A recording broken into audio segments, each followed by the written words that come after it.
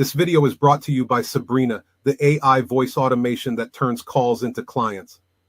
As a business owner, you're juggling a lot, and managing phone calls can quickly become overwhelming.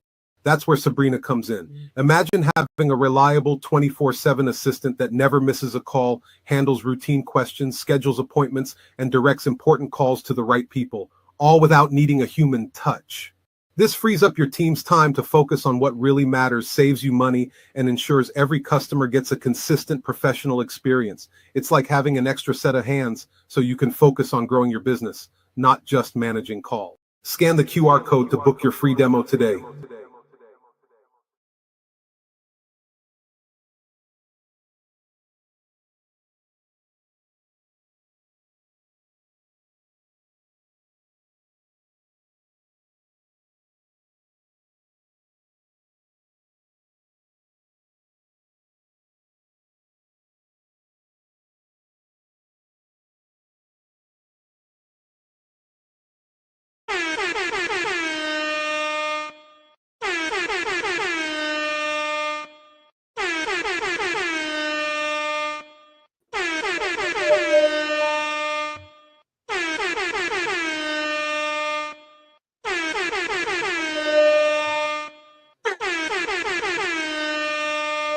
Peace, peace. This is your international sales and marketing hitman, your humble hip hop sales coach, Tiger Toledo, and you already know what it is, man. You rocking with the best. You heard? Tekk, what up? What up? What up? Rocking with the best. Got my owner be on shirt on. Yeah, man. I miss my shirt, man. I don't even know where it is. I gotta buy some more, man. He had a dope ass blue one that I had. Yeah, that's right. Slipping. You got to get your gear tight. Own or be owned. Hey, what does that shirt mean to you, bro? I was walking in Target about maybe last year, 2 years ago, and I was with my wife, and there was a guy walking towards me. He was a black brother, and he was with an Asian woman. He was about 10 feet in front of me, but we were walking. We're kind of going like this, right? And he sees the shirt, and he stops me. He goes, "Oh, where's that shirt from? I love that shirt." I thought he almost knew Andre. So that message, when you read that, own or be owned, you know, for some people it might mean one thing, for other people it might mean something different. But regardless of whatever you interpret it as, is the slogan stands out. But for me, it means that the only way to have true freedom, true independence, and to build wealth in this country is to either own a business, you know, own your time, you know, own real estate, own land. You can't borrow it, you can't loan it, you can't rent it. You have to control it. Ownership and control is the only thing that matters to me. Ownership, you have to control your life, control your time, control your family, own your own you, man. Otherwise, if you don't do it, then who owns it? Somebody else does. Indeed. Man, somebody decided to join me on this live. Hold on. We got a special guest. Yeah, I got a special guest. Yeah, so shout out to Andre Hatchett for the On a Be On shirt. I think I actually won the show. Look at that. Look at the bodyguard. Look at the bodyguard. What a sweetheart. What's up, man? Say hi to Tekk. What a sweetheart. He said, who? He just woke up, man. Yeah. Oh, no, those are the best times. Yeah. I guess he's gonna hang around for Notary Insights, man. So we gotta jump into that Notary Insights. Oh, this one's gonna be a different one, a different style, bro. You gonna like this one. This is wild and historic Notary Insights. Yeah. What are those tortillas? What are those? Boom. Yeah, there's tortillas on that joint. It better be handmade. So this is kind of like a wild and wacky one, right? But it has true or false parts in it. So let's see how you do, because you've been knocking out the other ones, man. So let me pull up these questions for you, brother. This man got some He about to make some enchiladas. Okay, so the first question is true or false? In some states, a notary can legally notarize documents while wearing a superhero costume. In some, this country is so wacky and wild.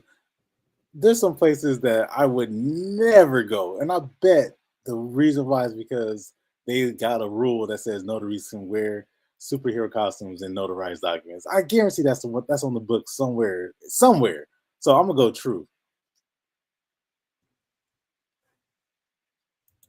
The answer is true.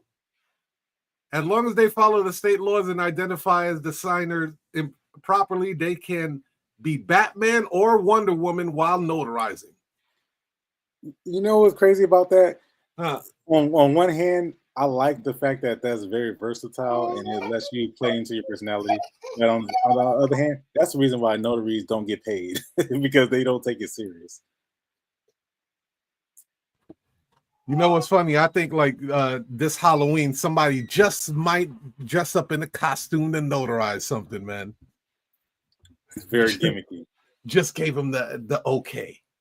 All right, the next question. True or false? A notary once had to notarize a document written on a tortilla. Oh goodness, man!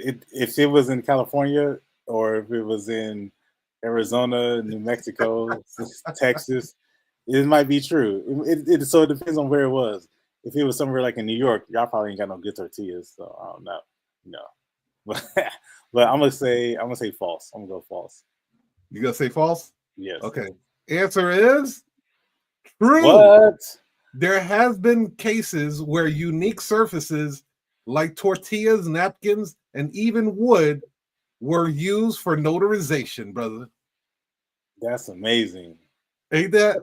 That shit is crazy. How did they sign it with hot sauce? I don't know, bro. Tapatio? I thought that was crazy. That's why I had to put the tortilla on the thing, man. Okay, next question. True or false? A notary can notarize a marriage proposal. Yeah, I'm gonna go with. To me, this is a hard one. Yeah, but I'm gonna go with true. I'm gonna say true. You gonna say true? Yes. Okay. Answer is false. You might want to get that in writing, but notaries don't officiate proposals. Just the paperwork after the yes. Yeah, I know somebody's reading that saying, he's not a wedding officiant, I'm a wedding officiant. Yeah, right. Okay. So this is the next one.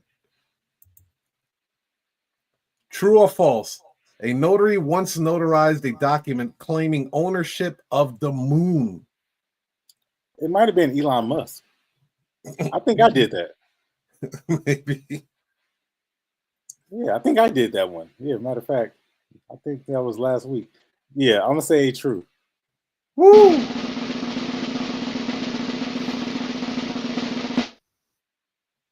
True. In 1980, a man named Dennis Hope filled a claim to the moon and got it notarized. Nice. That shit is crazy. Hey, listen, man. You could be signing. You could be buying like half the state of California. It wouldn't matter to me. It's just like this. You can notarize anything. Somebody signs something. People got to understand. It's just the signature. It's just only the signature. Mm-hmm. We should talk about that later on because I do want to bring up a point about that. When people ask that question, do you understand what you're signing? I think that's a terrible question. So we're gonna talk about that. The death of the notary. All right. Yeah. Well, bring it up right after this one. This is the last question right here. True or false? A notary once notarized a contract where a man sold his mustache for $5,000. Oh my God. Yuck. That's gross. That's gross. I cannot. I've seen some wild things, but this one is kind of up there. This one's on top of the list. So I'm gonna say false. I'm gonna say false. You gonna say false? Okay. Yeah.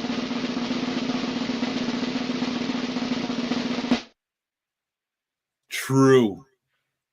Unusual contracts exist, and if both parties agree to the notary, can witness them. A notary can witness them. So thank you for playing the game. But yeah, go ahead. Go into what you were going to speak about, bro. About the do you know what you're signing? It's a good question. In theory, what do you know about the document you're signing? That question to me is a much better question than do you know what you're signing? You see, there's a very subtle difference here. Did you catch that? One's on one hand, one's a yes or no question. Do you know what you're signing? The reason why I would never ask that question, and I get what you're doing. You're trying to check for understanding, trying to check for comprehension, because apparently you're not supposed to sign or notarize something where the person doesn't understand what they're signing. But the reason why you don't want to say that, the reason why I don't say that, and I don't care what your notary laws say, right? Here's the thing. Are you prepared for them to say no? Think about that. And this happens. If you ask a question, do you understand what you're signing? The reality is they can say yes or they can say no, right? There's a 50-50 chance of both. Here's a better way to assess understanding. And this is coming from somebody who's a medical professional for over a decade. And I've assessed injuries, I've assessed rehabilitations, I've brought people back from health. And I understand when somebody knows what is going on with their human body. So checking somebody's level of consciousness and also checking whether or not they understand the very complex medical terminology that sometimes gets used in exam rooms before they make a decision to go to surgery, right? They decide to have a procedure that's either elective or it might be, preserving a limb, for example. But when you ask a question that's a yes or no question, are you prepared to say no? If the person says no, I don't understand, then here's something that's unique about the notary industry. Sometimes people, they struggle a lot. They don't understand why they can't get clients. They don't understand why some notaries have a great time and are very profitable and prosperous, and they have a hard time. It's just these little things, like Andre said yesterday. It be the little things. Yeah. When you ask somebody, hey, do you understand what you're signing? Are you prepared for them to say no? Because if they say no, what's your next move? Are you going to walk away from the deal? What would you Half do? Of the time, you guys didn't even get the client. So this is somebody else's client. You're getting it from a signing service or a third-party service. And if they say no, like let's say I'm a Bell's bondsman. And I'm gonna give you real examples. This is a Bell's bondsman. Somebody put up their house $200,000, and they have to put down $50,000 to get their, the bond is $200,000, and they have to put up their house in order to leverage, the person get out of jail, and then they have to sign over a deed, right? You have to sign over the deed to the house so that the Bell's bondsman has leverage, and they can reclaim unless you don't pay. And then I try to get a notary to come and execute the notarization, and then the notary shows up and asks the person, hey, do you understand what you're signing? And then they say no. And then what are you going to do? You're going to walk away from the deal? As the Bell's bondsman, you just killed my deal. I have to fire you and then go get another notary who's competent enough to know not to ask that question. Here's a better question. Here's a better way. So I'm not going to just berate you and then not leave you with some solutions. I'm going to give you some alternatives. Again, somebody who's over a decade of medical health experience, it's all about how you ask the question. You can get the same level of information. So a better way to ask that question is, what do you understand about the contract? What do you understand about what you're signing? Or I would just say, have you read this before? Did you have a chance to look at this? Right? That's a better way to say it, because here's the truth. They may say yes, that they have read it, or they may say no. And if they say yes, then that's what you're looking for, confirmation at every step of the journey. All right. This is something that you're not going to get in most notary trainings, right? You're looking for confirmation, and that confirmation is reassurance, is reaffirmation to the client and to yourselves that they know what they're doing. Have you had a chance to read it? They say no. I'll say, okay, here's your chance. Take your time. We have, I'm on your schedule. Read the contract. And then when you're prepared to sign it, we'll go ahead and sign it. So that's the reason why I would never ask a question. Do you understand what you're signing? Because they may say no. And then what? Are you prepared to deal with what comes after that? Yeah. So if you got hit with that, what will be your exact move? Like, what would you tell the client or this situation? How would you handle that situation? Easy. I would, first of all, I would never ask that question. So, if somebody, but if let's say I made a mistake and I say, hey man, do you understand what you're signing? And then they say no. Then I would say, here's your opportunity to read it. I'm on your schedule. Once you're ready to sign it, and I'll go ahead and take your thumbprint and take your signature, and then I'll complete your certificate, and that's it. So I'm already predicting the future. I'm already assuming that they're going to read it and they're going to agree to it. Otherwise, but here's another aspect to that too. See, this is why what Andre Hatchett pioneered is so revolutionary in terms of getting paid in advance. If they say no, well, we can reschedule the appointment then once you get a full understanding of it. But the fact is, if I have to come back out here, then the notary will be paid again. In addition to us already being paid for coming out here. You not understanding it wasn't contingent upon, that wasn't a contingency in this appointment. You have to, like, that's not on me. I'm not responsible for you to know what you're signing, because the reality is that, and Tiger, you know this, but what's the reality? The reality is that people lie, don't they? Yeah. People lie. They lie all the time. They may say they understand it, but that's what you're looking for. You should look for confirmation. They may not truly understand it. How many people signed those thick loan doc stacks, all 500 pages of it, and they didn't read it? That's right. And you sign them as a notary all the time. You stamp it. That damn mortgage loan could say, you miss a payment, I'm stealing your grandson. It can be tucked in there. Man, you saw what happened in 2008. You saw what happened in the whole real estate industry, mortgage loan. Bro, you miss a payment, I'm stealing your grandson. That could be written in there, and you signed it. Legal contracts is something else, man, if y'all don't read it. So to ask somebody, hey, do you understand this? I would ask them, did you have a chance to review this? Did you have a chance to look at this? Yes or no? Yes, good. Let's proceed. No, okay. Here's an opportunity for you to do it. When you're ready to sign, I'll go ahead and notarize your signature, take your thumbprint. That's how I'll approach. Yeah. So our topic today, Tekk, is the death of the basic notary, brother. The death of the basic notary.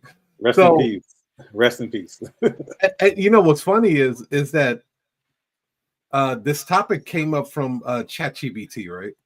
I was looking around and I was like, all right, look, man, I want to do something a little more riveting, groundbreaking on this.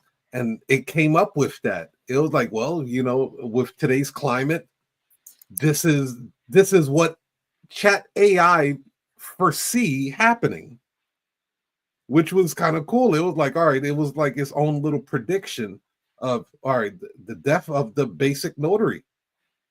So it gave a couple of points, right? So it says,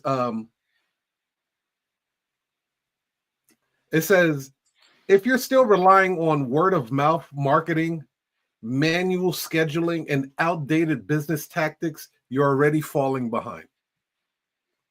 So it said, but here is the good news. Notaries who adapt, automate, and specialize will dominate in 2025 and beyond. Look at that. What say you, bro? Look at that. Take the stage on that one. Here's the deal. In 2025, especially if you're a one person, one man show, it's impossible for you to operate this business.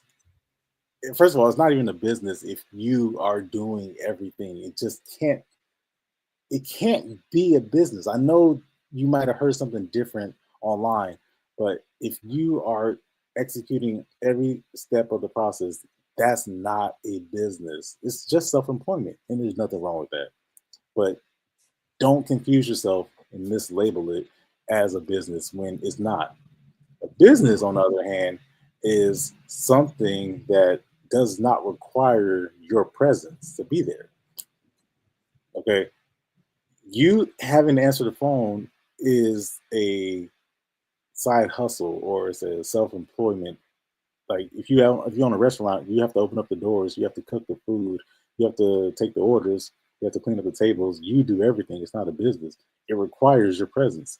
In the notary industry, well, notice I didn't say the notary business, right? In the notary Right. industry, you can operate a business. Very possible, but it you cannot physically touch every single part of it. So by you not automating something, then yeah, you're already lacking behind. And I want to say this: it's very dangerous to, like, you don't, this doesn't require any monetary investment. This just requires your mindset to switch.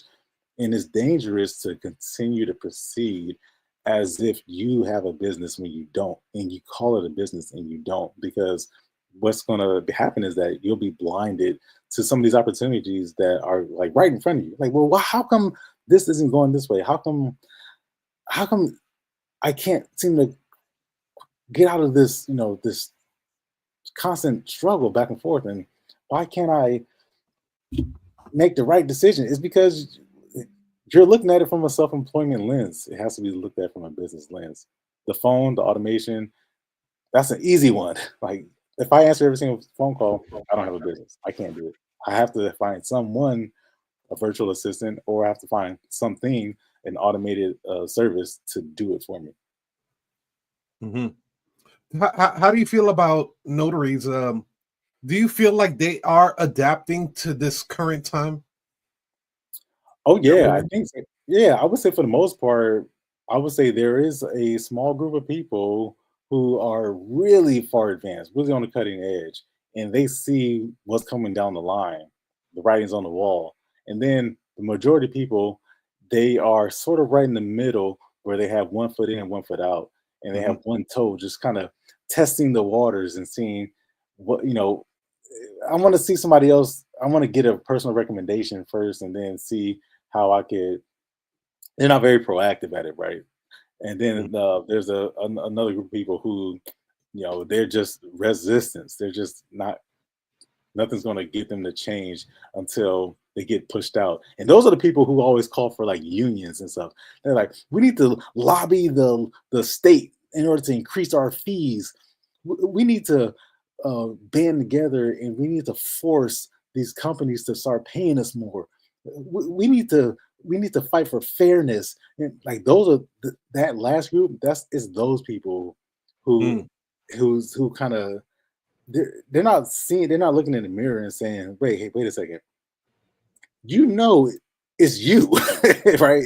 It's not anyone else. And the moment you accept that, to say, hey man, I actually have control over this, ownership and control. Right? I actually own what I can do. And I don't necessarily need anybody else to help me do this. It'd be nice, but on the other hand, if they don't ever do it, then what will I do?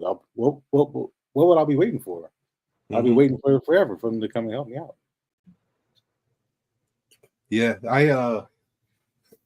I think they are adapting, and they do see the writing on the wall, especially with Ron and stuff like that. But I think with automation, they're a little bit slow to adapt to that.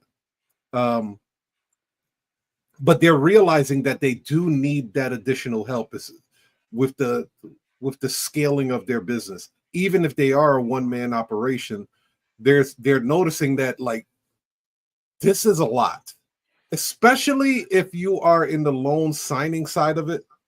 That's a lot because you are printing paper, you are doing scan backs, and you're doing all of this other stuff. So I think that's one of the great things about Sabrina is that we are bringing that to the forefront. Well, I did a quick live with Andre Hatchett yesterday, and we were talking about that and talking about how a lot of software companies just look right past the notary industry. They're not even like they're looking at double-digit millions when they're attacking a market group. Something as low as under 5 million, it's not even worth for them to like really look at, unless it's going to be like, hey, we could get some crumbs over here, right? But a lot of the technology just zooms right past us, i.e. you and I had to integrate a restaurant type of software into our business. It wasn't even meant for us. We had to reconfigure the entire thing just so it would work for the notary business. So those type of things, I think they are a little bit slow to adapt. The email marketing, they're very slow to adapt to that. The understanding of what's the other stuff, man? Sales and negotiation. I wouldn't even say copywriting, but nowadays we have AI that can damn near copy, Joe Sugarman and Dan Kennedy. Like they can replicate these people. You just have to know what type of prompt engineering you have to be doing to get that really, really good sales copy. So email marketing, even the websites, even today, right? There's a lot of notaries that don't have websites. And today, the way text marketing is working, if you don't have an LLC and a website, you're not going to be able to send any text message marketing. Surprise. Right? So like I'm seeing a slow to adapt in those areas. Yeah, that's right. That's a good point. Those are good. Those are great points. Great points. Yeah, they're pretty slow to adapt because these things are changing, and these are things that they should have been up on years ago. Years ago.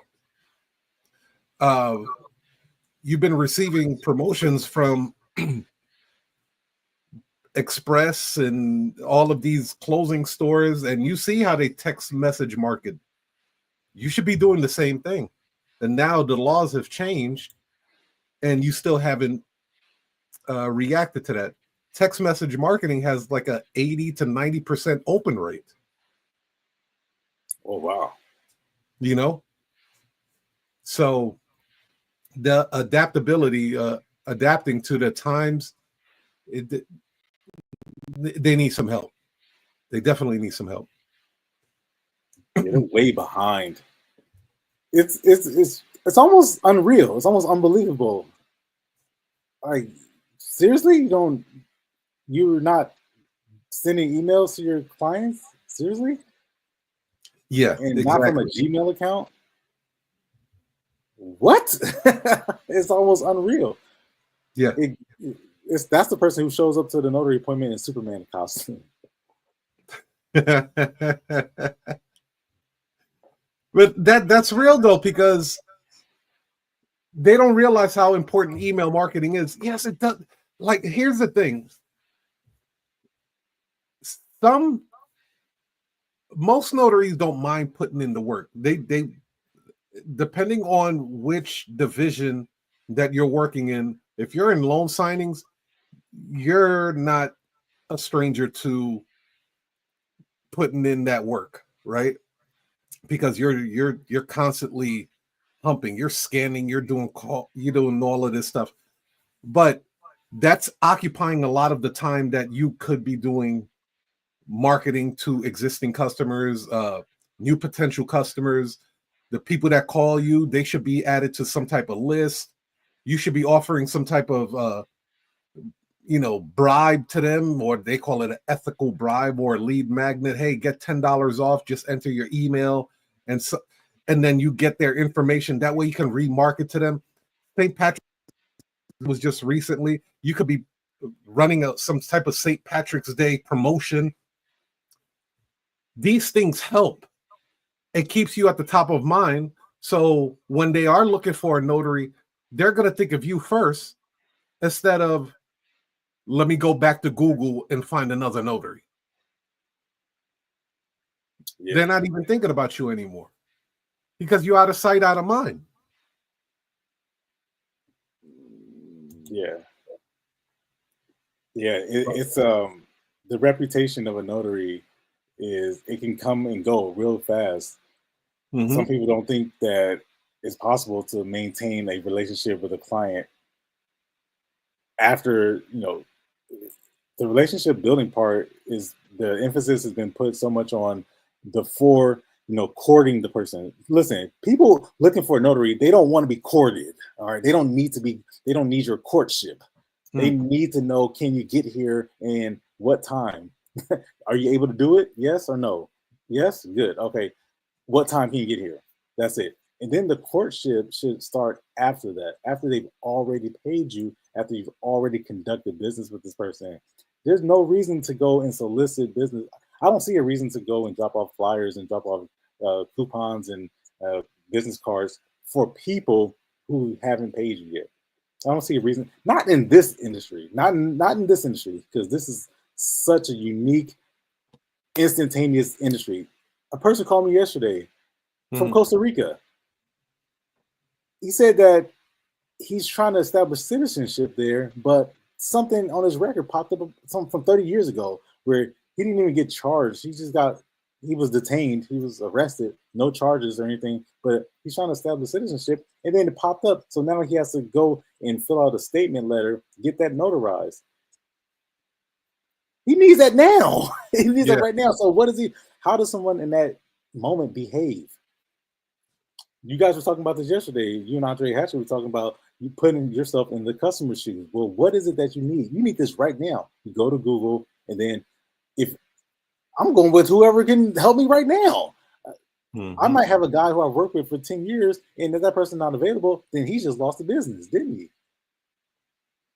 So I need to go with the person who can help me out right this very moment. And that's the uniqueness of this industry. That's so powerful to me, and to be able to capture that in that moment.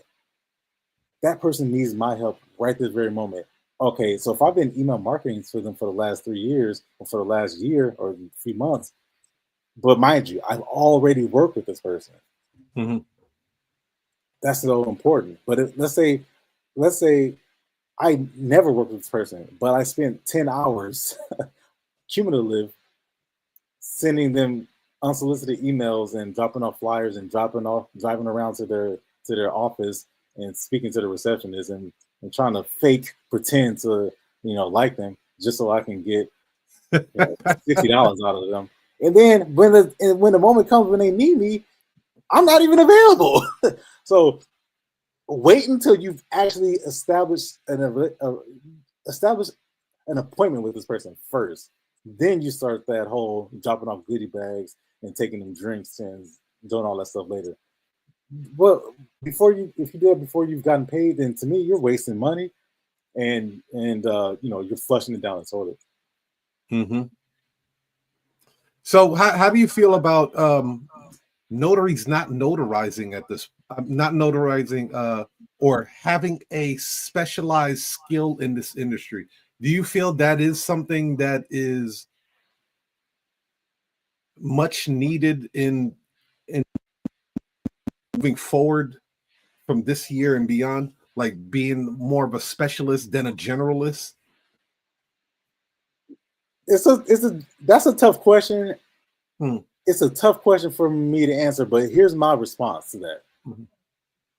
Because I always hear people will say, well, that doesn't work in my city.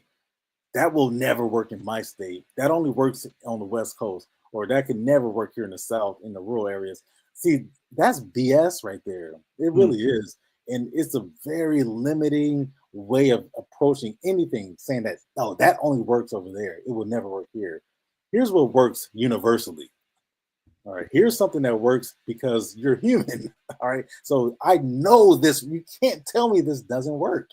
You cannot say that if you're speaking to another human. I can see if you were talking with a dog or a sheep or something and it didn't work. But if you're talking to a human, here's what works. When I greet somebody, I greet them with something that's inviting. Oh, you are you here with your baby? Oh, you got your bodyguard with you, right? Lighten up the moment. Hey, introduction. Hey, my name is Tekk. I'm here to do two things. People people want to be led. They don't want to do all the work. So as a notary, I invite them. I say, hey, this is a beautiful. Oh, looks like your plants did well this year. Break the ice right there. Oh, you have your dog. Oh, it looks like you got your guard dog with you today. Oh, he's just a sweetheart. Oh, you got your baby. Looks like you got your bodyguard with you. These are just simple things I do right off the. I'll immediately neutralize you right there. Mm-hmm. Right. And I'm giving you guys this. This is what I do immediately. Then in order to start the appointment, this works universally. This works with people. It's just communication with people. I'm here to do two things. I establish the control of the room. I'm here to do two things. You got to prove to me that you are who you say you are, and I'm here to witness you sign. That's it. Can we proceed? And they say yes. See, just by doing that, I've established the control of the entire room. I've already broken the ice, lightened the mood, and now I'm here to tell them that I'm here to do business. We'll wait for all the fun stuff afterwards. So to me, if you have that skill to communicate with a person who's brought you into their home, they've paid you, and you can help guide them to get something important taken care of, that is, to me, the skill that you should be honing. You should be refining that skill. Is not the skill. Who cares that you're a wedding officiant? Who cares? Who cares? Nobody cares that you're a specialist in loan signing. Nobody cares what course you took. Nobody cares. Your client has never heard of that certificate that you obtained from that loan signing, whatever, or that organization. They've never heard of it. They don't care. All they care about is, can you get here at 2:00 on Thursday, and can you meet me at the Starbucks or meet me at my hospital or my living room? And then when you get there, can you be courteous? Can you be inviting? Can you not fumble? All right, it's the 1 yard line. They're just getting ready to get this purchase agreement signed because they got a house in Ghana and they're trying to get their mother who's in New Mexico on her deathbed to get this signed. Can you not fumble that? That's all they care about, man. Nobody cares about all these damn field inspections. Nobody cares about if you charge $10. They don't care about if you understand the document. All this stuff don't matter. What matters, I would hone that skill on how to.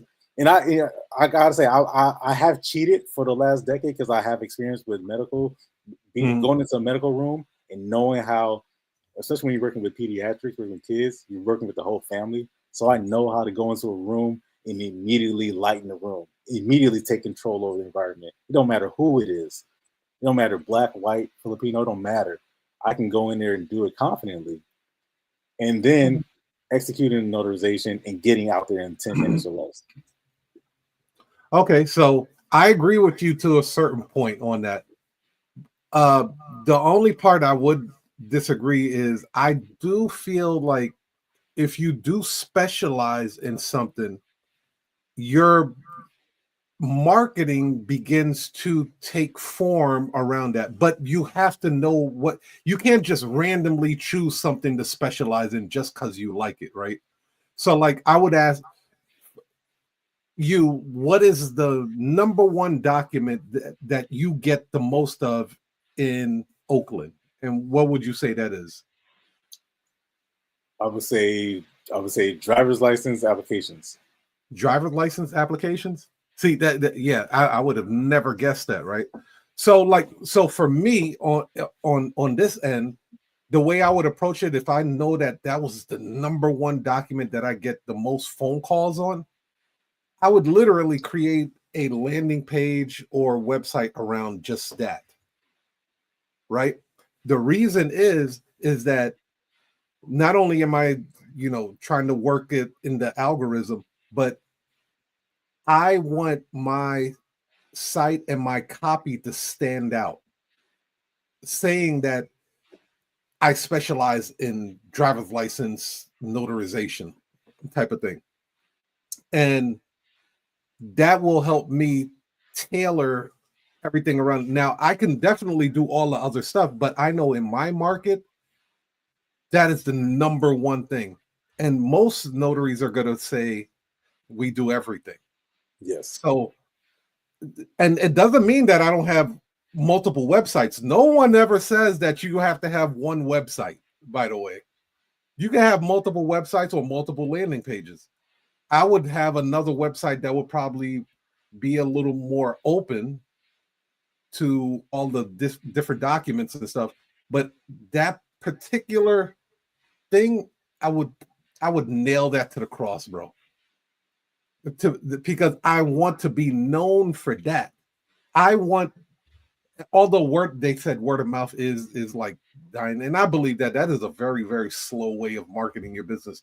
But word of mouth does happen, and if it does happen, you want that person to communicate to their friend or family member very effectively, like, oh, you're looking to get a driver's license? I have the perfect guy.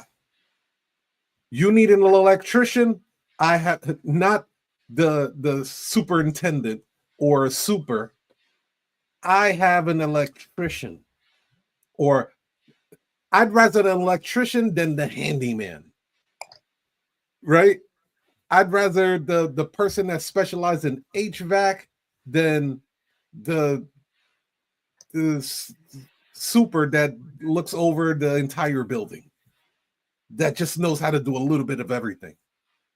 So specialization for me is like super important. But are you talking about from a marketing standpoint, or are you talking about an execution standpoint? Oh yeah, marketing standpoint, 100%. Because the marketing is what attracts the client. That's what's going to get the customer for me. Yeah, and I agree. No, absolutely. I have you're right. There's the question that I like to ask is, do you live near a medical center? Because I've got listen, if you're a notary and you live near a medical center, in other words, there's hospitals, there's trauma centers, there's emergency rooms, there's nursing communities. If you live near one of those, there's a Google ad strategy that I know you ain't never used. I know that you haven't heard of from the whatever organization of the world. There's no reason why, if you live near a medical facility, right, a community medical center, hospitals, and nursing homes, and those tend to be around the same area. By the way, just so you guys know, they're usually not one hospital, and then there's nothing for 30 miles. They're usually around it, but there's people. So using that same strategy that you just explained, Tiger, as far as the driver's license and saying that, or the plumbers, things like that. Yeah, there's a Google ad strategy where the headline is specifically targeted for somebody who's looking for a power of attorney, and they happen to be in a medical facility at the time that they need it. And when they click on the headline, and then also the description basically says, are you in a medical facility right now? Are you in the hospital ICU room and you've been told by the doctor that you need an advanced healthcare directive and you don't have one? Have you traveled from out of state? Because there's a hospital here that's a very specialized hospital, especially for pediatrics. And, people, California's a big state. People come from all over just to get specialized treatment here. Have you traveled from a distance and you did not bring your advanced healthcare directive? Are you getting ready to undergo a procedure and did not have a advanced healthcare directive? Call us.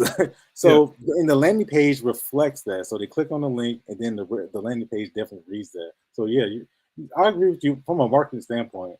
However, on the execution side, I think I don't here because people are scared. Notaries are scared, man. Did you know that? Notaries No, I are didn't know that. man. Notaries are scared. Here's how you know. You call a notary right now and you ask them, "Hey, are you available today at 1 o'clock?" You're like, "No." They look for reasons why I'm not available.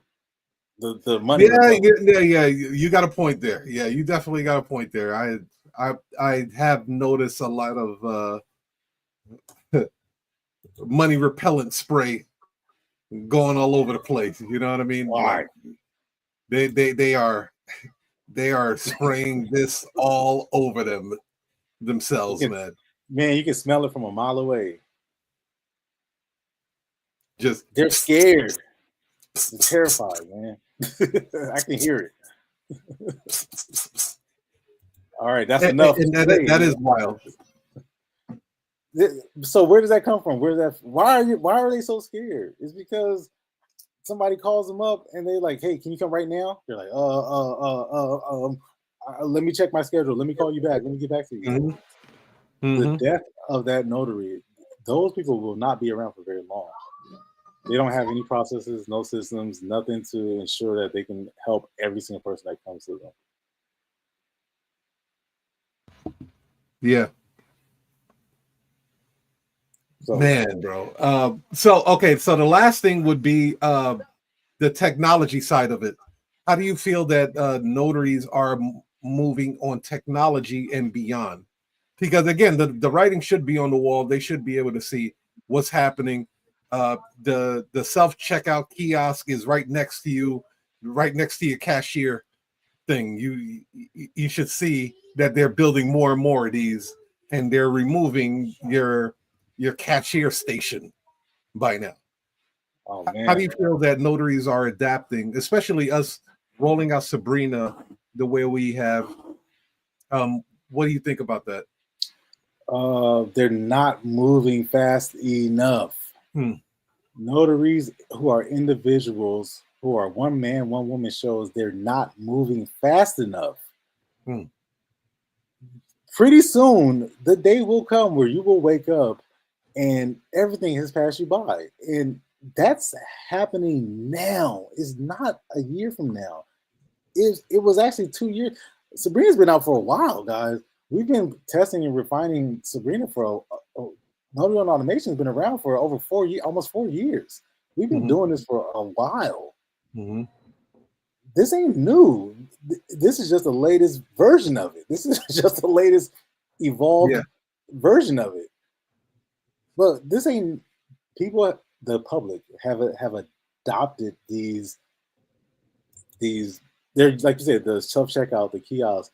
That's already there. People have adopted these behaviors, and it's something that Tiger talks about all the time. Man, you talk about this all the time. The customer behavior has evolved. It's changed. Here's where one place you can see this really, the laundromat, right? The laundromat, when you go to you used to put quarters in there. You used to save up change and say, "Hey man, this is for my laundry on Saturday when I go do my laundry." I go to the restaurant the other day and it said credit card only. I went to go wash my car a month ago and the coin machine was empty. They had to tap and tap. Tap and go, right? So the technology piece, the notaries who are not evolving on the technology piece, you're not moving fast enough. You're too damn slow. And you know what happens to the slow person? They get eaten first. All right. The person who's fast, they always get away. The speed, you can't train speed, to use a sports analogy. You can't coach speed. It's something you're born with. So if you're slow to adopt to these new principles, by the time you figure it out, it's passed you by already.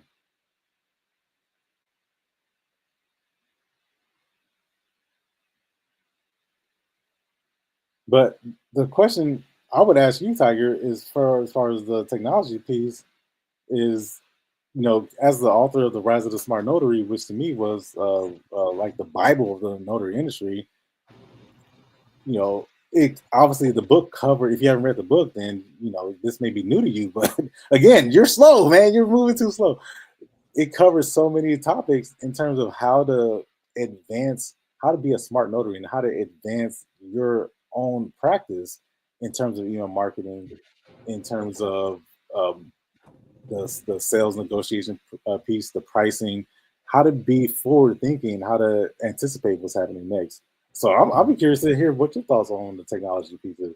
Yeah, well, that book has a lot of automation stuff in there, right? A lot of it talked about email marketing. It talked about Call Joy when Call Joy was around. It called like I made sure that book talked about where this was going. Even with the whole Google ads, how to get your ads to start popping up on law firm sites and stuff like that. So the technology side ain't going anywhere, bro. It's here. It's here to stay. Matter of fact, it has been shot with horse steroids in its ass at this point, bro. And AI is like literally just cracking things open, shutting it down if you can't keep up. Um, but it's what's amazing is AI is available to everyone. So you can't really be mad at, oh, it's the government, it's Elon Musk, it's Trump, is it, you're just crying wolf and shit and at the top of the mountain and nobody hears you, nobody cares. Because a lot of this technology is in at your fingertips. It's on your phone, it's on your laptop, it's on your tablet, it's on your desktop. If you want a more premium version, it's still very inexpensive. It's only $25 to get the pro version of certain things. So the fact that when I wrote that book, it was 2020, 5 years later. At that time, Ron wasn't even around like that. COVID hit, then Ron came to the forefront. This is what's happening. People are waiting for chaos to happen for them to take action on something. Chaos is going to happen regardless. The bull is going to hit you in the ass one way or another. It's how hard he hits you in the ass. You could be like Bugs Bunny and build that brick wall, and then the bull hits the wall, and then now you got his horns, and you take that little hammer and you ding, ding, ding, ding, ding, ding, ding, and you close his damn horns on that brick wall. Technology is giving you that heads up. Take the time to adapt to it. Yes, it may take you a little longer to understand what's going on because it's coming in fast, really fast. Because Tekk and I are in the software business, they're damn near rolling out a new updated version every quarter, every 3 months to 6 months. They're rolling out a new upgraded version where ChatGPT has less hallucinations and she's more emotional intelligent. Like they're rolling out different versions every 3 to 6 months. The fact that you don't even want to touch it or even explore it means that you're very close-minded to the inevitable.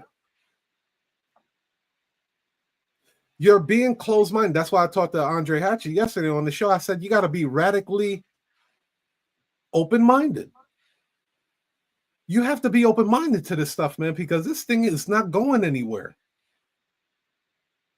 It's not going anywhere. Sabrina AI is ahead of its curve right now. Yeah. Trust me, Tekk and I could go into another industry like that, which we do plan to do in the future. But right now, we're offering it to the notary industry because you guys have shown us a lot of love, and we want to show the love right back. But there are other industries that are dying for this type of software. Yeah. And they're willing to spend 2-3 times more money. for it. Right now, we're just offering it at $79 a month starting, and then it goes up from there. But the fact that, okay, you've been a notary for almost half of your commission or 4 years or greater, no website. What's going on here? The Yeah, you're fact still that at phase one. That's crazy to me. How you're still stuck at phase one. that's 1980s shit that you should have had already, right? The fact that you have not adapted to any email marketing at all, like you don't even subscribe to any email marketing uh, YouTube channels just to even understand what's going on. If you knew how much money you were uh, flushing down the toilet just because you didn't want to learn something like email marketing, it's unbelievable. So companies like ours that will specialize in, let's say, some marketing or ads, you're going to spend thousands and thousands of dollars with us to create that for you when you could have learned it 10 minutes a day. I ain't even asking you to, that's less than a drive to the gym. 10 minutes a day, start chipping away at this thing, man. Get your chisel, get your hammer, and start chiseling your way and start creating this path with AI. I'm gonna say this too, Tekk. AI is probably going to be one of your greatest ally and cheerleader. Yeah. She does it. She does not. She's not a hater. They didn't construct her to do that. Open AI is not going to be like, oh, you are out of your mind. There's no way you could pull that off. You could say, hey, ChatGPT, how can I make $1 million this year selling Star Wars toys? And she will say, that's a great idea. Let me give you a couple of options on how you can do that. And she will lay this blueprint out for you in real time, in seconds. Go tell that to your cousin or your spouse or your homie and see what they say. Yeah. You nuts. You Yeah. crazy. It ain't gonna happen. You out of your mind. You smoking. They'll shoot your dreams down so damn quick. AI ain't doing that, bro. This. I'm gonna nail this down. I'm gonna put my Nostradamus hat on this one, bro. This is the era of the creator. Not content creator, but a creator, a person that does not see competition, that lives in the creative field and uses technology like AI to manifest their actual thoughts that are in their mind. If I wanted topics on the next 30 Notary Insights show that we're doing right now, AI will provide 30 hot ass topics with the potential to go viral. Won't even question me. How do you think AI would answer this question? Should I get how important is it for me to get my own clients? What mix? Ooh, that's a great question. Yeah, how do you think? Matter of fact, let's do it right now, bro. And I got the pro version on ChatGPT. I pay for my chat. I don't want the basic. See, and this is another thing that they have to realize, bro, is that you're treating customers like they're all the same. We're not all the same. Some of us, a lot of us like VIP treatment. A lot of us want the white glove treatment. A lot of us are willing to spend more money for convenience and better service and a better experience. The fact that you're thinking that everybody is out here and nobody got money and everybody is cheap, that shit is ludicrous. That's crazy, dude. That nobody's gonna pay that type of money. I do it all the time. Tekk does it all the time. If that was the case, we would have never bought any course that was over $3,000 to $5,000. Anthony Robbins, Myron Golden have courses that are $1 million, bro. $1 million. So would you say that was separate? Because you had something yesterday that was really good. You talked to Andre. You talked about the 3 things that that the 3 habits that notaries that are really, really high achievers versus the ones who didn't. You had a pretty good list. So would you say the notary who puts and this ain't even talking about money here, this is talking about just the notary or the individual who puts a strong emphasis on helping the client. They literally put a strong emphasis. They attach an importance of booking the appointment. That's the person who's going to be more successful, or that's the person who's going to look at a course as an opportunity, not look at the tag or not look at the price, but they're looking at, because they have this emphasis on how can I better, more efficiently run my business while at the same time helping the client. Like, would you say Amazon does that? You see how successful Amazon is? Yeah, that's a good example. Yes. Amazon does that. They call it customer centric, customer first. Zappos did that. Customer centric, customer first. They are customer driven. What can we do to just overwhelmingly delight our customer? There are really, really good restaurants that do that. Yeah. Like, you could go for a steak dinner and then you're like, man, I forgot to get the Wall Street Journal. Is it possible somebody could get me a Wall Street Journal while you're waiting on your filet mignon? They will send somebody to go get the Wall Street Journal for you so you can read it while you're actually having your meal. Enterprise Rent-A-Car does that. I recently rented a car from Enterprise Rent-A-Car at the airport. It was an incredible experience. It was quick. It was fast. The service was very courteous. It was very polite, and I got a chance to upgrade while I was standing right there on the lot. I was saying, "Hey man, I don't know about this. This may not actually fit the car seat that I have." And she said, "Well, you are able to upgrade. You can choose from whichever car you want. Just, from this car onto that car. Pick every." And I'm like, "Really? Yeah, you can do it right now." What was that question you wanted me to ask ChatGPT? How important is it to have your own clients? Is there importance to have, or how should the mix be of getting your own clients versus getting like signing service third-party clients? Okay. See if I can reframe this question. We might be just good off of that.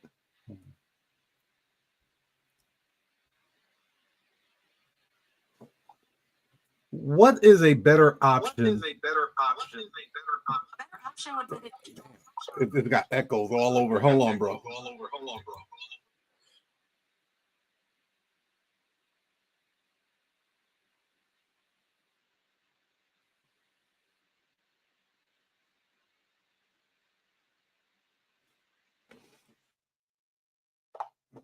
What is a better option? Is it better to get my own clients, do a direct to customer, or is it better for me to get clients through a third party? Great question. Both approaches have their pros and cons. It depends on your goals. If you go direct to customer, you have more control over your client relationships, pricing, and brand. But it can be more time consuming to build that customer base. Using a third party can give you access to a larger pool of clients faster, but you might face fees or have less control over your business operations. Which of these aspects matters most to you? What did you think? Yeah, I agree. I think the going direct to the customer is a way better approach for both short term and long term. I agree. But I agree with the response that says that you do get an immediate or faster. Well, there's a caveat. Because they did the hard work already, bro. Hmm. Right? Yeah, exactly. They did the hard work already. They already have. So basically, you're buying into their audience. Right. You're buying into their clientele because they already did all the work. So, and I guess that's the microwavable mentality, right? Like, hey, I want to get to this thing as quickly as possible, and there's nothing wrong with that. But you are giving up a sense of control. You're giving up some type of ownership at that point. It might not be your clients anymore, depending on the agreement that you have with that company. Speaking of companies, there's a remote online company that only gives you $5. Yeah, $5. And there's a notary who, this might be you listening. You did 20 appointments in one day, but you got the client from a online notary platform. $5 times 20. $100. If that $100 holla. The $5 holla. But the platform is not, that's not your client, that's their client. Yes. And they commissioned you to go out and execute the work. But they, like you're saying, Tiger, they did all the work though. They did all the courting, so to speak, and the marketing and the closing the deal. And then they just contracted you to, for the crumbs, for pick up the end pieces. So whoever gets the client calls the shots, bro. I'll say it till I'm blue in the face, man. The one that gets the clients call the shots. That's the boss hog right there. I got the client. I make the demands. You don't want that? Go somewhere else. I'll find someone else. Bro, I'm getting hyped, and I know you have to go, man, because I already we already ran over 23 minutes, man. But notaries, please understand what is going on right now. This is Notary Insights Live with Tekk and Tiger right now. I'm going to give you some really, really powerful insight on what is happening right now. Companies like Proof, aka Notarize.com, whatever, Snapdocs. You guys may think that they're disruptors in this industry, but you must ask yourself, who are they disrupting? Are they disrupting it for the customer? Or are they disrupting it for the notary? Wow. See, in my phone, I can find damn near thousands of notaries with a couple of clicks on my phone. So does that put me in a position of power or a position of distress? That puts me in a position of power, because now I don't have to rely on one or two or three notaries. I can find notaries at the whim. Companies like Proof and Snapdocs, they have a huge Rolodex of notaries. You can't grab the clamps and put it on and lock their balls in, right? No homo. You can't do that because they have more than enough notaries. You can't put the squeeze on them. You can't ask them for a raise. No, hell no. You can't. Matter of fact, they don't even want to talk to you. They might just send you a text. So what do? They go after where the money is. Okay, you have to look at it this way. Notaries don't make Proof and Snapdocs money. The customers do. Right.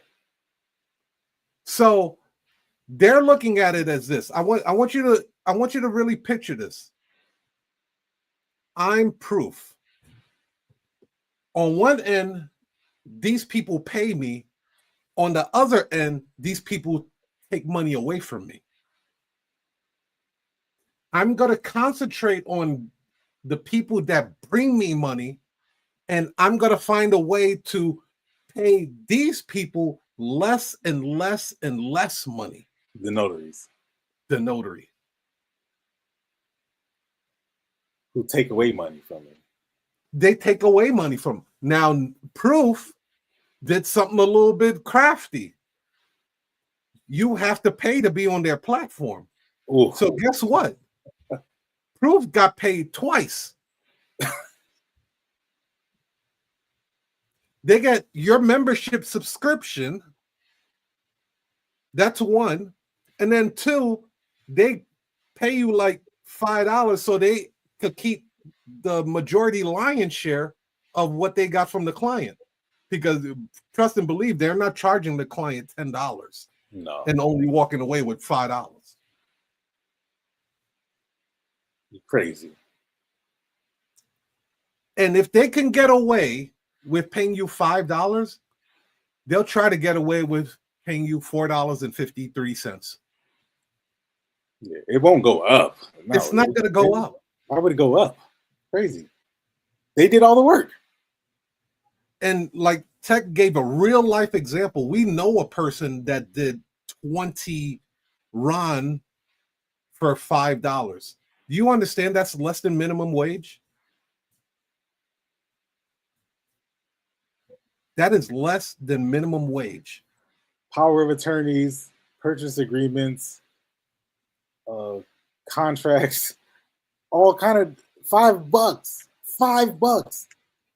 They were sick to their stomach. I was sick for them. Because the question is logical. Well, what would you have charged if the client went to you, or if you got the client? What would you have charged them? $10? And they said no. Of course you wouldn't.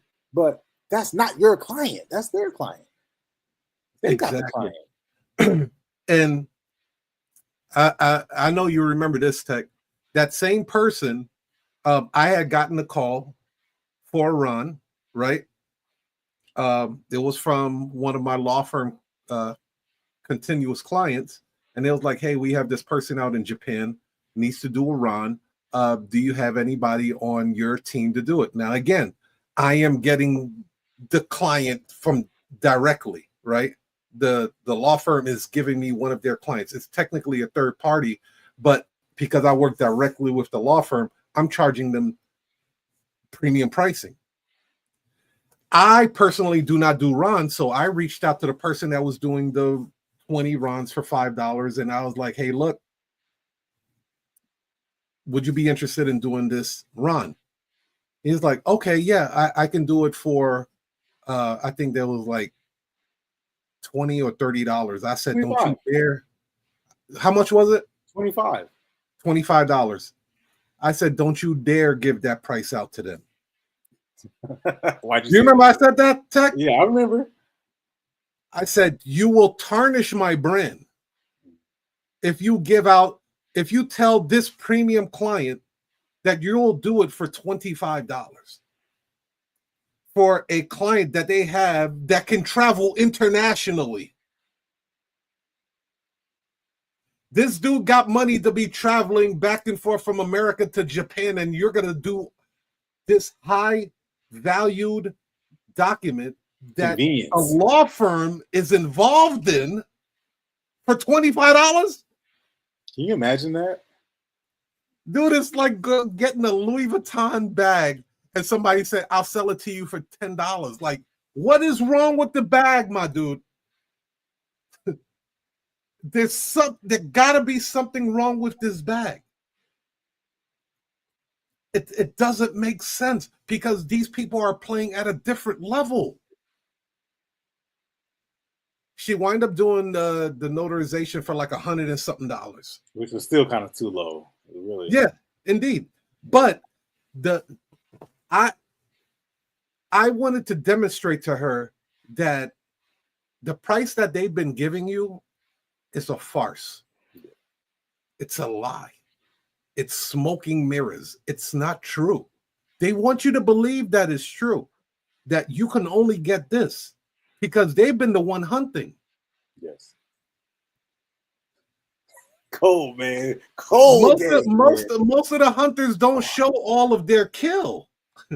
Oh. You know what I mean? Here, let's go back to caveman days, bro. I wasn't a caveman. I wasn't a caveman either, but I'm sure the cavemen did this shit. The cavemen, they live in a colony somewhere in Caucasus Mountain. Yeah, Iceland. They kill a bison, right? They have to take food back to their family, but on the route to getting to their family, they have to carry all of this food. There's a possibility they'll get killed for that food. So they cut off a leg of the bison. They stashed the whole entire bison somewhere under some shrubs so they can go back and eat later. And they walk around with that one leg and be like, look, this is just enough for me and my family. The hunter doesn't always reveal their entire kill to the people that are going to partake in that meal. You know, there's this video where Floyd Mayweather says, I'm the alpha. I am the apex predator. I'm the one that killed. I'm the one that put all of this food on this table for everyone to eat. After I eat, and I eat whatever, you know, I get the best portions, I get the best cuts of the meat and everything. After I eat and I'm full, I don't care who has the scrap. As harsh as that sound, and when he said it, it was the truth. Because at the end, when he gets up and he leaves the table, his bodyguards come to eat.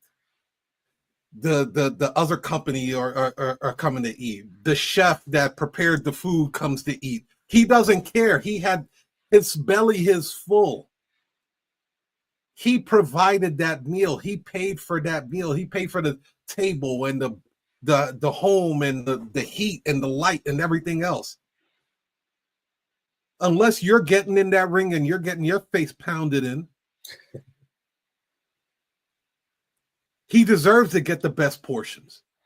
Whoever gets the client deserves to get the better portion of the meal.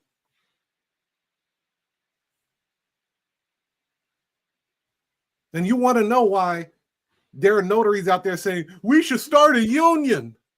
What? They're not paying us enough. A goddamn union? We should all unite because companies like Snapdocs and Proof are taking advantage of us. Stop being a bitch. They did all the work. But you have that same opportunity to do it too. Same opportunity, not, bro. Do you want to do it? Do you want to do it or not? Same opportunity. Yes, it takes work. It does take work. Everything takes work.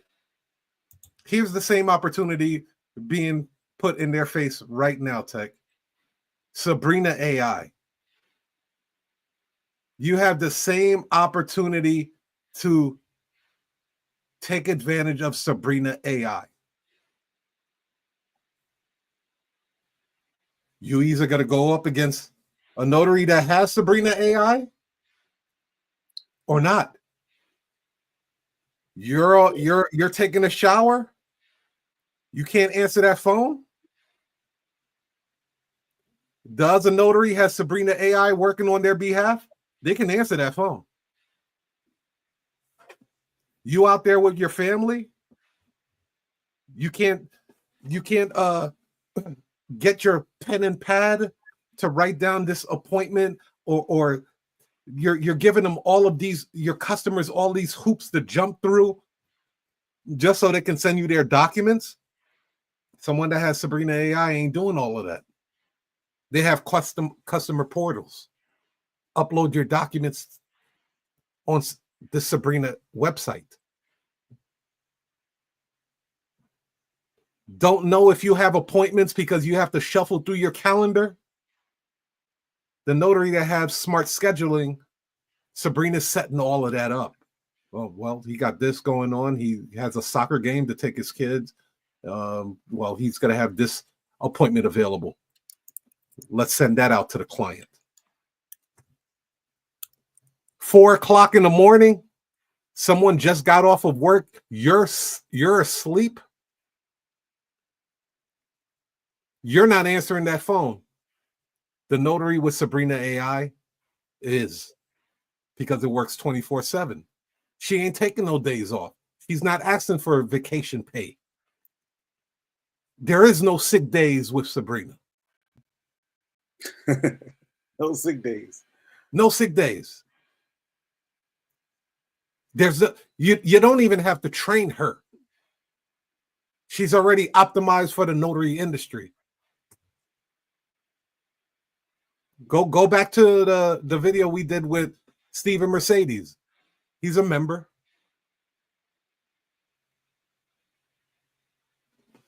Speak on it, Tekk. Yeah, at this point, you're not going to beat somebody who's using AI. You're just not. They'll be able to move faster than the person who doesn't use AI. Any type of head-to-head, possibility there, like the scenario that many notaries find themselves in is that they can't execute the appointment themselves. Like, think about, why would you not be able to go out and do an appointment?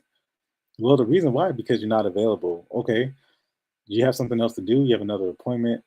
And I noticed that many times when I'm outsourcing appointments, the reason why a notary would decline is because, like, let's say we have a single signature document at 5:30, and then the notary will reply and say, well, can they do it at 6 o'clock? Because I have a signing at 5:30. So they just lost out on the opportunity, didn't they? Mm-hmm. Okay. How many times are you going to let opportunities slip right through your fingers? How much opportunity can you just let continuously pass you by? On the other hand, if I have the capability to secure an appointment, whether or not I'm going to go and execute it myself or not, if I have the ability to connect with the client and secure that appointment, it doesn't matter if I can go out and do it. All I'm doing is securing the rights to that appointment. Mm-hmm. So having a tool like Sabrina, or having an assistant that can answer the phone and book the appointment and then communicate with the appointment without you having to be there. And by communication, I mean sending confirmation emails, sending courtesy reminders, sending updates. And you not having to do that because you're driving or because you are at an assignment. Having that option gives you another person, or actually multiple people, but really another system, and it's in it being uniform, meaning it follows the same exact steps every single time. Customers want consistency. Customers don't care if the way you get a customer is not because you're the lowest price, or because you're the nicest looking, or because, like, that's not the reason why you get the reason why you get a customer is because you send a confirmation email. It's because you send a courtesy reminder. It's because you answer, or Sabrina answers the phone. That's the reason why customers continuously come back to you. When you call Domino's Pizza, they answer the phone the same time every single time. You know what to expect. When you go to Starbucks, they make your drink the same way every time. Mm-hmm. You know that Starbucks is going to be open. You know that when you go up to Home Depot, there's going to be parking there. Like, that's the reason why those institutions are so successful. Now, when somebody calls your notary business and they don't even know if you're going to answer the phone, it's a toss up. They don't even know if you will even be available. It's a toss up. You may or may not be available. They don't even know. That's the reason why you have these inconsistent results. Having something like Sabrina is so uniform, and it brings structure and it brings guidance to, or it brings organization to something that's basically you just making it up as you go along, which is Yeah. not a lot of notaries are. They're just making the shit up as they go along. And I'm sorry to use language, but that's it. You and it's kind of obvious. It's obvious you're just making this up. It's obvious that you don't really do this. You just kind of do it when you have some availability, you have some spare time. That's not what people want. That's not what the high-paying lawyer and attorney's office in the engineering firm. That's not what they want. They don't want somebody who may or may not be available, or we have to chase you down. They want certainty. People want that. Our favorite C word. Our favorite C word is confirmation. People want confirmation. And Sabrina gives that. And people can, hey, people are smart. Don't be trying to like think people are dumb. People are smart. Customers are Very smart. very intelligent. They know when you sound like a one-man show. Yep. They know you sound cheap. Yep. You look cheap, you sound cheap, you are cheap. And then, if they're a person that, they just have these high standards or whatever, they will feel uncomfortable letting you into their home. All the time. That's a great point. I count it all the time. You show up to somebody's house and like, damn, they got a really nice house. They have a really nice, this is a really beautiful home that they have here. It would be an insult if I charge them $10. How dare you? You should be ashamed. I'm not paying the notary. I mean, me personally, and I'm in the notary industry, I wouldn't pay a notary $10 to drive all the way to my home to notarize a document. It would just seem suspect. Something would seem very fishy about that. That wouldn't even sound right. No, the person's probably dirty, probably doesn't wear shoes, probably got dirty feet. You come into your house. My mind would just race on all type of things. Like I would think like this person is gonna rob me, or or it doesn't sound right, man. Are they even legit? Exactly.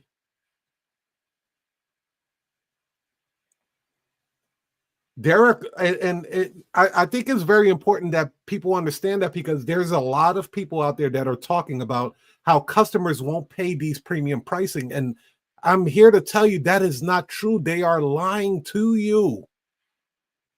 They are lying to you. The fact that you think that people won't spend no more than $50, $60 is a lie. No, you won't spend more than $50. That's you. You look. That's your buying habits. That's right. That's your buying habits. You wouldn't spend more than that. Your cousin wouldn't spend more than that. Your sister, your brother wouldn't spend that much money. I've had that, Tekk, where in-laws or family members would be like, nobody's going to spend that type of money with you to get a document notarized, until they saw me knocking them clean out the park. And guess what their rebuttal became, bro? What? You didn't charge enough. Man, get the yo, you're the one that told me that I couldn't even get this type of money for a notarization. Now you're gonna turn around and say, "Oh, you were too cheap." Why? Because of the way I framed the questions, huh? The way I asked and I framed the narrative of the notarization, or of what, and I brung out the value of what they were getting. This person's about to close on a $500,000 home with a quick claim deed. They're about to get a $500,000 home with a quick claim deed. For those that don't know what a quick claim deed, that shit is like 3 pages, bro. They're about to get a whole house worth $500,000 with 3 pages. You think they really care that they spend $150 or $200 to get that done? Stop it. For a $500,000. See, and I think Tekk is that they do not put the emphasis on the value that they're actually bringing to the table. Well, yeah, most of them always have POA. So go ahead, bro. Yeah, no, I'm just saying you're right. I mean, ask how many notaries themselves have a POA. All right. Do you have a POA? Do you have a POA on yourself and your family? No. So, of course, you don't know what it is. Of course, you would undercharge for it. You don't even know what it is. The question is, ask yourself, if you're watching this, you're a notary, do you have a POA for yourself? Do you? And how dare you go out and execute a power of attorney for another family? You don't even have one for yourself. Yeah. If you knew what it was, you would. If you knew what a POA really was, you would have one. You would have one, and you wouldn't be charging $50 for one. You wouldn't be charging $50 for it. That's for damn sure. Man, book the demo, you guys. We just grazed the surface of what you would get. You get so much more. This is just one of the most hard-hitting things that a lot of our notaries ask for. So we're presenting that to you. But book a demo so you can see what she really does. And then the community that you would belong to, which is our Discord, is amazing. You want to get into a room with some heavy hitters? Get into our Discord. Any final words, Tekk? No, have a wonderful rest of your day. As a part-time traveling notary with a full-time job, balancing everything can be tough, especially when you're getting calls at all hours. That's where Sabrina AI comes in. Think of Sabrina as your personal assistant who answers every call, handles appointment bookings, provides quick answers to common questions, and filters out non-urgent inquiries. Sabrina works 24/7 so you never miss a client opportunity, even when you're tied up with your full-time job. With this system, you can keep things running smoothly without the stress of managing calls yourself, giving you more time to focus on your work, clients, and everything else life throws your way. Scan the QR code for a free demo.